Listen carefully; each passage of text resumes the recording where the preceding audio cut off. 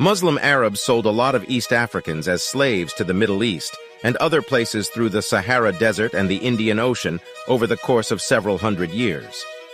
Experts say it's time to talk about this in a more open way. Today, the island of Zanzibar is known as one of the best places to visit in East Africa.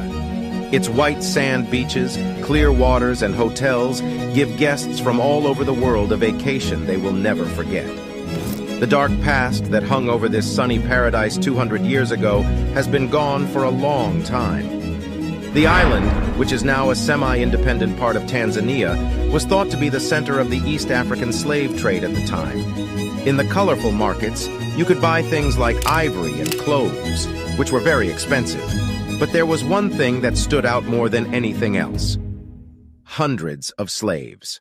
From Eastern Europe to North Africa, Africans have been sold as slaves since ancient times. In the 7th century, when Islam was getting stronger in North Africa, it became famous. This was 700 years before Europeans went to Africa and 1,000 years before West Africans were sold to America. Back then, Arab Muslims in North and East Africa sold Africans they had kidnapped to the Middle East. There, they worked in the fields, as teachers, or as harem guards. Because of this, it was usual for male slaves to be castrated. Islamic law, on the other hand, said that Muslims, including African Muslims, could not be made slaves. In an interview with DW, Senegalese author Tidiane Ndiaye said, "At first, Arab Muslims in Eastern and Central Europe took white slaves to sell them to Arabia. But the growing military power of Europe stopped Islamic expansion, and when there weren't enough slaves to go around, Arab Muslims turned their attention to Black Africa in a big way." Roots of slavery in Africa. Ndiaye says that slavery has been around in almost all societies. Before people moved there, this was also true in Africa. In Central East Africa, different ethnic groups like the Yao, Makua, and Marava were at war with each other, and whole groups of people on the continent traded with people they had taken in wars.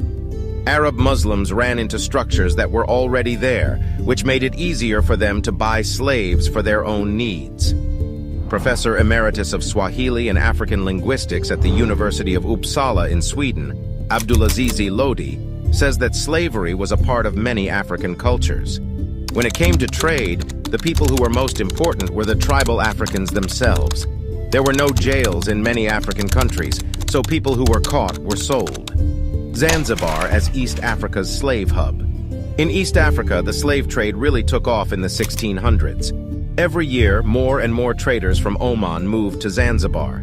Because there was a lot of trade on the Swahili coast, the island became even more important in foreign trade, including the slave trade. This is how East Africa's biggest slave market got started. Estimates, some of which are very different from one another, are the only way to know how many Africans were sold from East to North Africa. A big reason for this is that many of the slaves died. Researchers have found that about 3 out of every 4 slaves died before they could be sold at the market. People died because they were hungry, sick, or tired from long trips. Author Ndiaye says that 17 million East Africans were sold into slavery. Most people still think of the so-called transatlantic slave trade, which was when Europeans brought slaves to the New World. But Arab Muslim slavery was actually much worse, Ndiaye said. The Trans-Saharan Road was used to bring 8 million Africans from East Africa to Morocco or Egypt. 9 million more people were sent to places near the Red Sea or the Indian Ocean. The spice of slavery. Lodi, a historian, doesn't agree with Ndiaye's number. 17 million? How is that possible when there may have been less than 40 million people living in Africa at the time? There were no such numbers back then. Old reports were also always questionable. For example, the Scottish preacher and explorer David Livingstone thought that 50,000 slaves were sold every year in the markets of Zanzibar. There aren't even close to 50,000 people living in Zanzibar now. Lodi said, "The numbers have neither hand nor foot." Egypt and Saudi Arabia did not take all slaves. Omani people moved to Zanzibar in 1820 and began growing cloves to meet the rising demand on the world market. Large estates grew quickly, and slaves were cheap to buy at the nearby slave market.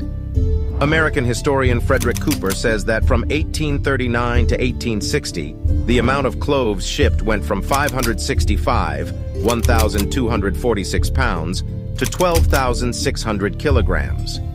Zanzibar went from being known as the center of the slave trade to being known as the center of having slaves. This made it famous for people like the legendary slave trader Tipu Tip. The end of slavery? In what is now Haiti and the Dominican Republic, slaves rose up at the end of August 1791. The end of the transatlantic slave trade, slavery, and colonialism in Africa was greatly helped by these two movements. But it wasn't until 1873 that Sultan Sayyid Bargash of Zanzibar, under pressure from Great Britain, signed a deal that made it illegal to trade slaves in his territory. Even that order was not carried out well. East Africa did not finally get rid of slavery until 1909. Author Ndiaye says that slavery still happens, but in a different way. It is thought that about 40 million people still live in slavery around the world. There are a lot of people in Africa. Mauritania says it has done away with slavery, but in fact, not much has changed in North Africa. Young people are made to work against their will and are sexually abused. Lodi says that there have been accounts of slave markets in Libya and that a case of slavery was found in Tanzania a few years ago. In a faraway place, 50 to 60 boys were made to work in a mine. They weren't paid, and they lived in a camp with armed men watching over them. Ndiaye says that the economic effects of the West's rule over Africa are worse than the effects of slavery in East Africa. The West still controls the economies of many of these countries. This is something that many smart people talk about. But Ndiaye says it's also important to talk about what happened in East Africa over the years. Most African authors haven't written a book about the Arab-Muslim slave trade yet because they want to stay true to their faith. There are 500 million Muslims in Africa, and it's better to blame the West than to talk about what Arab Muslims did in the past. We hope you liked this